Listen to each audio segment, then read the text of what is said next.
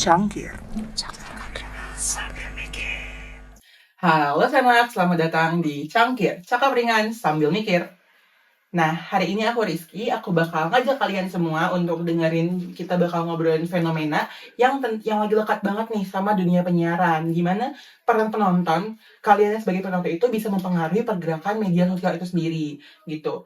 Jadi, gimana sih cara kita sebagai penonton melalui media sosial bisa mengarahkannya atau menggerakkan arah siaran yang kita tonton, begitu. Dan juga kita bakal langsung juga membahas tentang teori yang ada dalam materi ini, yaitu teori second screen.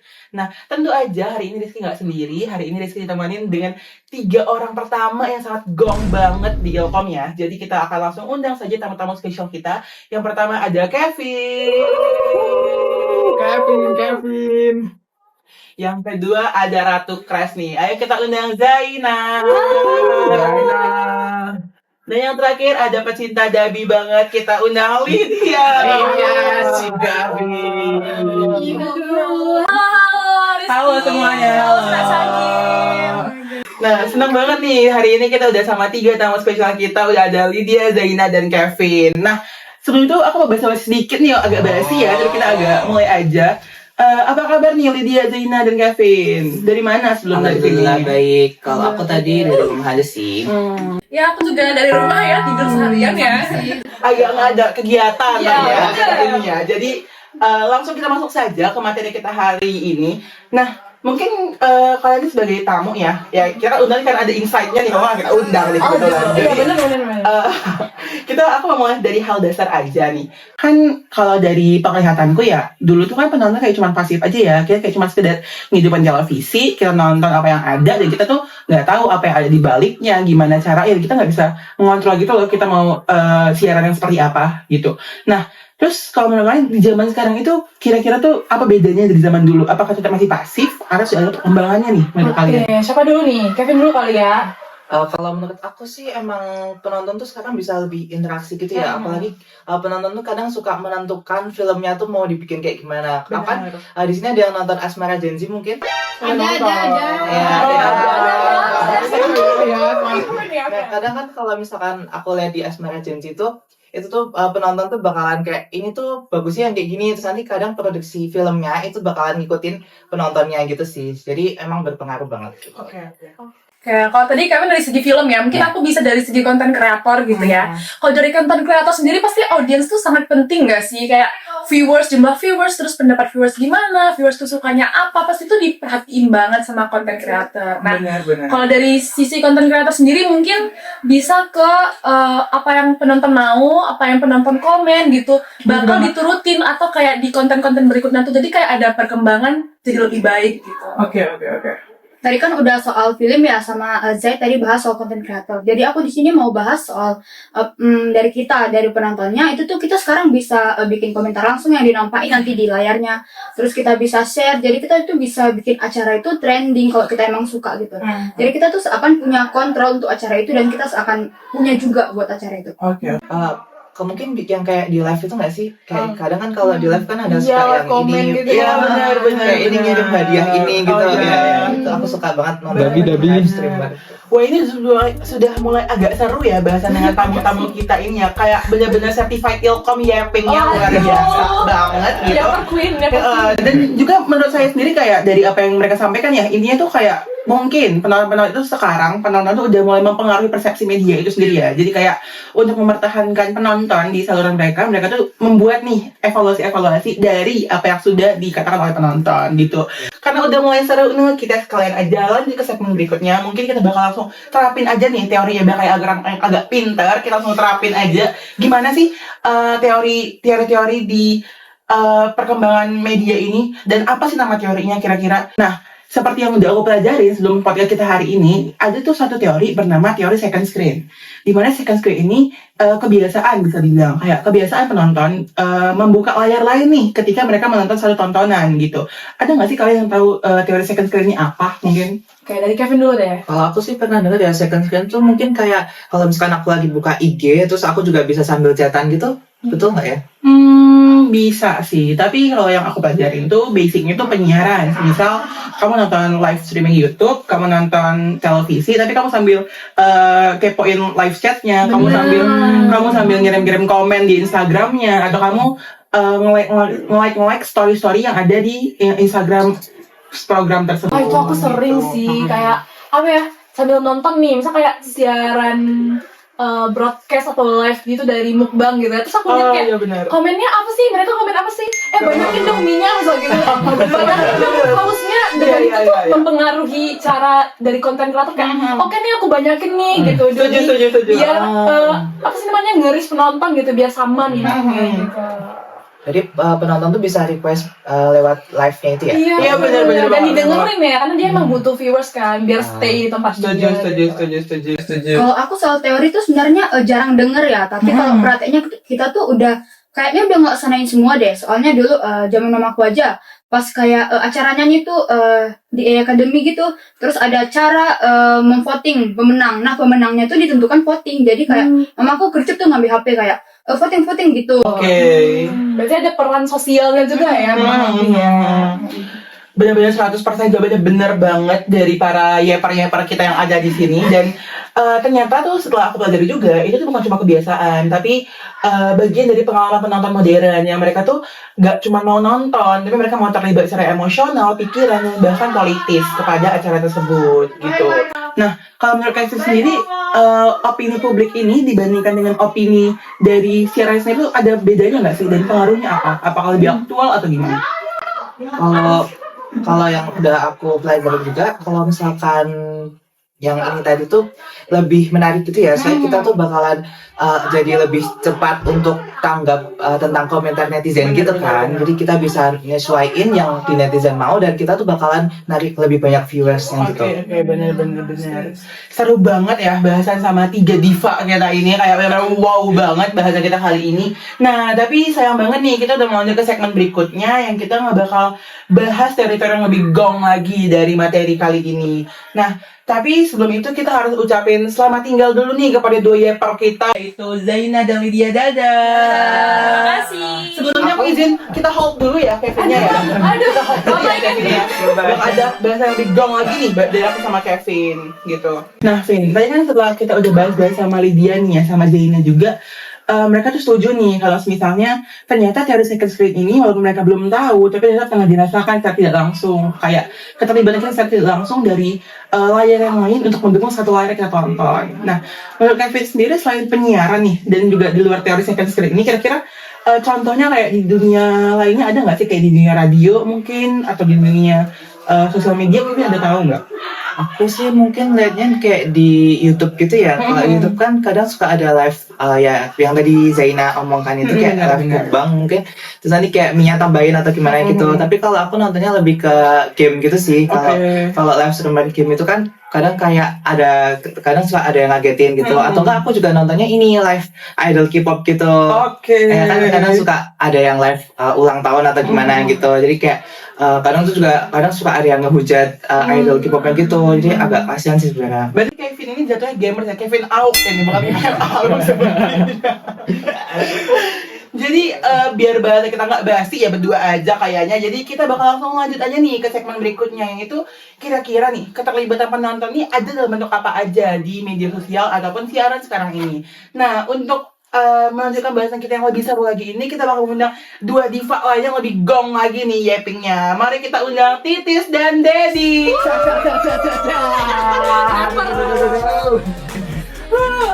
Dedi Klaten in this area, boy. Yes, halo boy. Halo maju dong, tadi gak kelihatan di mana itu. Oke. Itu kayak Kevin. Halo Kevin, gimana Kevin kabarnya Kevin? Sehat Kevin? Alhamdulillah. Titis? Gimana? Kelihatannya agak sedih ya maksudnya. Agak males gitu maksudnya kelihatannya. Nah, Tadi Kevin, tadi Rizky, aku berangkat ke sini Rizky. Itu, aku motorku bocor kalau. waduh, agak effort ya mau kesini ya teman-teman ya. Nah, langsung aja nih nggak usah lama-lama. Kayaknya agak kepanjangan durasinya. Kita langsung masuk ke materi utamanya aja nih. Nah, kira-kira nih kita udah manggil kalian ke sini. Nah, Karena aku mau nanya, keterlibatan penonton kan sekarang ya, kalau misalnya di media penyiaran kan bisa dalam banyak bentuk. Bukan cuma konten atau voting, tapi juga banyak hal lain nih. Mungkin Kevin bisa bantu jelasin? Boleh. Jadi ada 5 bentuk keterlibatan penonton, yaitu mungkin ada komentar langsung seperti yang aku sama Zai katakan tadi, yaitu bisa di YouTube Live, TikTok Live, atau IG Live. Selanjutnya ada voting dan polling. Itu bisa kayak ajang pencarian bakat gitu loh. Kalau kamu kan pernah nonton ini ya, Indonesia Idol gitu. Kadang kan juga ada live votingnya gitu kan. Apalagi kalau ada nominasi di SCTV, kan aku ngikutin banget Asmara Genzi. Jadi aku kadang suka ngevote gitu. Ini idol K-pop yang kalau kalian tahu Island, dulu aku suka ngevotin idolnya gitu yang aku pick gitu. Itu tuh biar debut gitu kan. Tapi ya emang benar debut sih alhamdulillahnya. Jadi aku mendukung Zero Best One. Mana pendukungnya? Oke, mungkin bisa hashtag juga membentuk ruang diskusi digital. Soalnya ada share dan repost, yaitu penonton tuh jadi nyebarin konten kita. Sebetulnya aku juga punya TikTok dan itu lumayan banyak followersnya. Wow, TikToker kan ternyata ya. Itu juga kadang suka banyak yang nge-share gitu. Selanjutnya ada reaksi emosional kayak like, emoji, bahkan reaction video gitu. Oke, berarti Kevin ini tiba-tiba bocil suka nyolong HP mamanya sambil polling ya, kirim SMS yang ngabisin pulsa kebetulan kayak gitu tipenya ya. Nah, kalau menurut itu sendiri gimana nih? Kalau secara Titi sebagai penonton udah pernah punya pengalaman apa aja nih soal keterlibatan penonton ini? Kalau aku sendiri sebagai penonton, sebenarnya aku setuju banget sih sama Kevin kalau misalnya acara-acara kayak tadi tuh kita bisa berpartisipasi penuh lah di situ. Nah, tapi tuh kadang acara-acara kayak gitu tuh naik bukan karena kualitas dari acara atau produknya gitu. Komentar-komentar sama hal-hal yang kita komentar, kita nge-share juga bisa ngedukung dari acara tersebut, bisa naik atau gimana gitu. Oke, kalau menurut Dedi gimana nih, Ded? Betul sekali sih apa yang Titi ngomongin tadi. Dan kan sekarang ini banyak sekali ya kayak fenomena second life gitu ya. Ya, yang mana ya sering kita lihat TV juga kayak wah kayak TV-nya baru bosen nih, kita sekarang lihat TikTok. Yang mana kan TikTok kan emang sekarang ini agak booming ya. Semua punya TikTok ya? Ya, Kevin kan konten kreator ya Kevin. Ya kan kalau kita lihat TikTok itu sambil kita lihat TV itu biasanya kita itu kayak merasakan yang hal tersendiri gitu loh. Jadinya kita itu nggak bisa kayak fokus ke dua tempat ya kan. Ya ada walaupun ada kita lihat TV lah sebagai kayak tentang berita tentang apa-apa tapi kayak ini live atau yang lain-lain tentang di TikTok itu lebih menarik sih menurut aku kayak gitu sih. Karena lebih praktis juga, tinggal dipegang Benar banget. Kita udah bisa komen, udah bisa ini gitu. Sama mungkin apa agak sedikit out of topic ya. Kayak kalau bisa kita lihat tuh mungkin di zaman dulu nih teman-teman. Kalau sekarang kan mungkin udah ada YouTube, udah ada televisi dan lain-lain. Tapi kalau misalnya zaman dulu mungkin teman-teman ada yang tahu radio. Nah, zaman dulu kayak radio itu punya banyak program-program lucu tuh kayak kirim surat cinta, kirim salam. Dan menurutku itu salah satu second screen juga teori keterlibatan penonton juga. Jadi mereka mendengarkan sampai kan kirim pesan sama mereka kayak request lagu. Itu contohnya juga nggak sih kalau menurut teman-teman semua? Iya sih. Ya kalau menurut aku juga sebagai contohnya sih. Kalau ini kayak mungkin yang di Pengabdi Setan itu Pengabdi Setan bagian si ada scene yang si Tari itu. Oke, kakaknya. Ya dengerin radio itu dia tuh kayak bisa dengerin dari radio gitu loh. Jadi kayak dia tuh ditelepon sama suaranya tapi suaranya dia sendiri.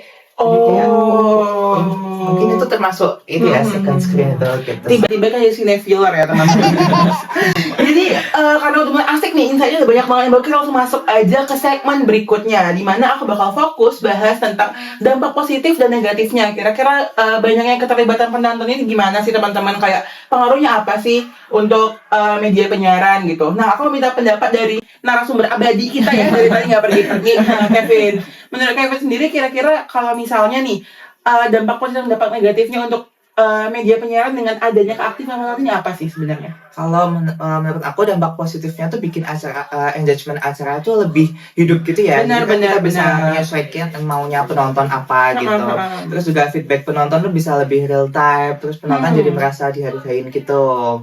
Tapi di sini juga ada dampak negatifnya, kayak Oke. acaranya tuh sengaja buat didramatisin demi engagement yang naik gitu, terus hoax dan juga bisa mudah menyebar. Oke. Terus juga kadang ada yang komentar-komentar jahat gitu kan yang nggak difilter, nggak bisa difilter karena itu siaran langsung. Kayak misalkan aku tuh kadang suka ngebalasin hujatan-hujatan di komentar. Wah, ternyata ini. Ya, Kevin ini agak fans anarkis ternyata ya, fans anarkis ya Kevin ini jatuhnya ya. Jadi kan kadang kan yang dihujat tuh suka idol yang aku suka gitu loh. Oh, benar-benar fans anarkis. Jadi gitu aja sih kalau kata. Oke, kalau menurut Dedi gimana nih, Dad? Betul sih yang diomongin Kevin. Ya emang dengan adanya kayak live chat dan lain-lain itu tuh membuat kita lebih bisa berinteraktif kepada orang yang menyiarkan. Kan kita kan juga sebagai penonton kan kita harus juga menikmati apa yang ditontonkan. Tetapi banyak sekali ada negatif-negatifnya, yaitu banyak saling menghujat, terus contohnya benar banget, saling benar menjatuhkan. Bahkan kayak sesuatu yang sepele aja nih. Makanannya pedes, aku gak suka pedes, itu pun jadi masalah juga gitu biasanya kayak gitu. Kayak kita cuma nggak bisa makan pedas bilang pick me. Iya. Kayak, aku nggak bisa makan pedas, pick me. Nggak mungkin orang bisa makan pedas. Kayak agak serem ya partisipasi dari netizen ini ya. Kalau menurut Tis sendiri gimana nih, Tis?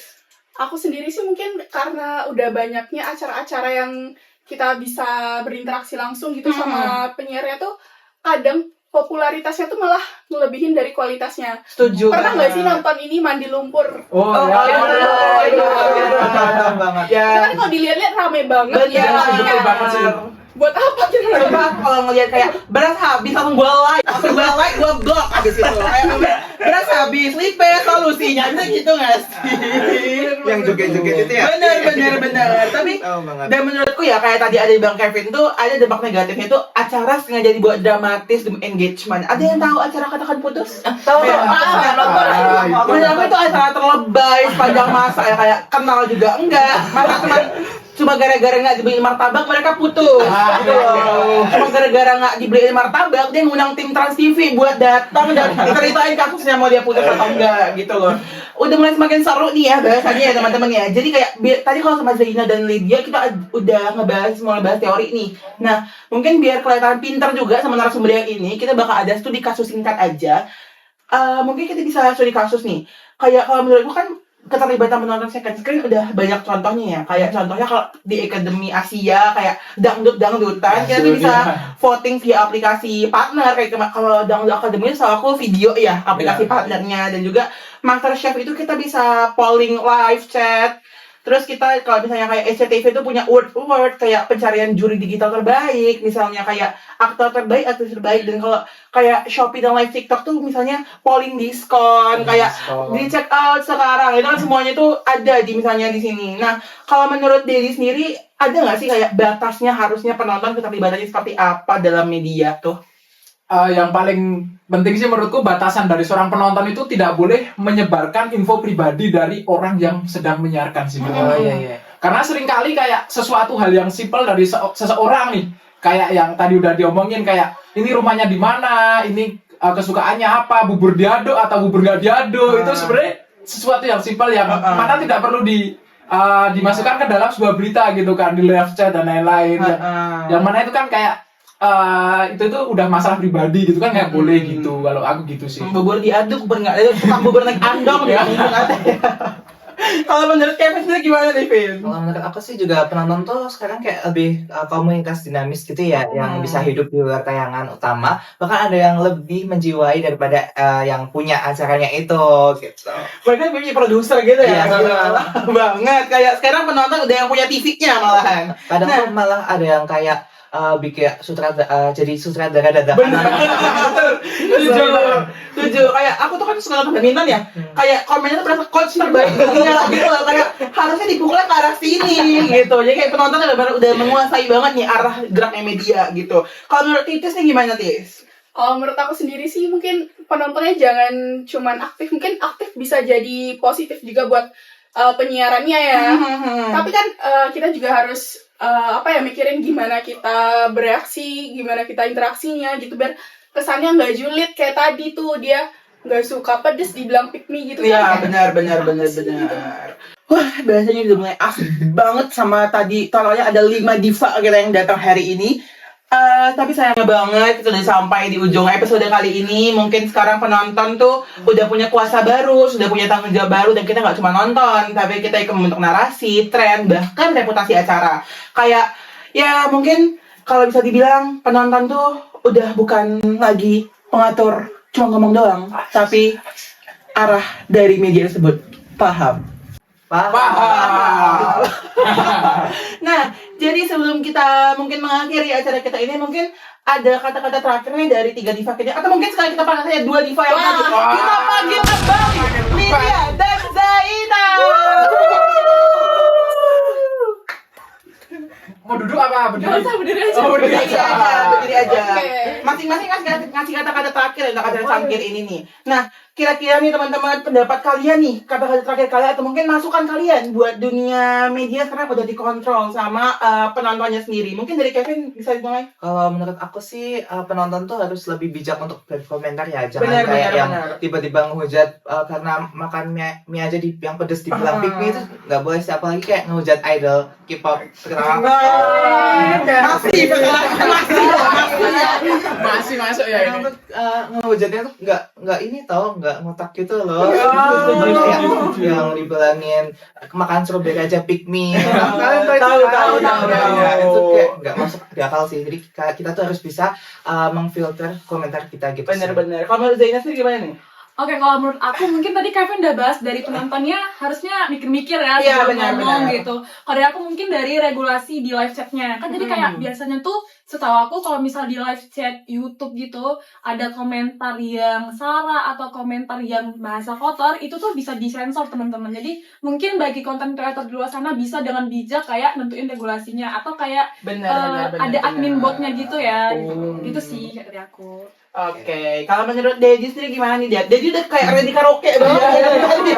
Banget ini kan. Udah ready karaoke banget Deji dari tadi nih. Aku ini ya mau ngomong ke ibu-ibu yang sekarang lihat sinetron, yang sampai marah-marah ngomongin itu udah meninggal, udah nangis di depan TV, tapi besoknya masih lihat.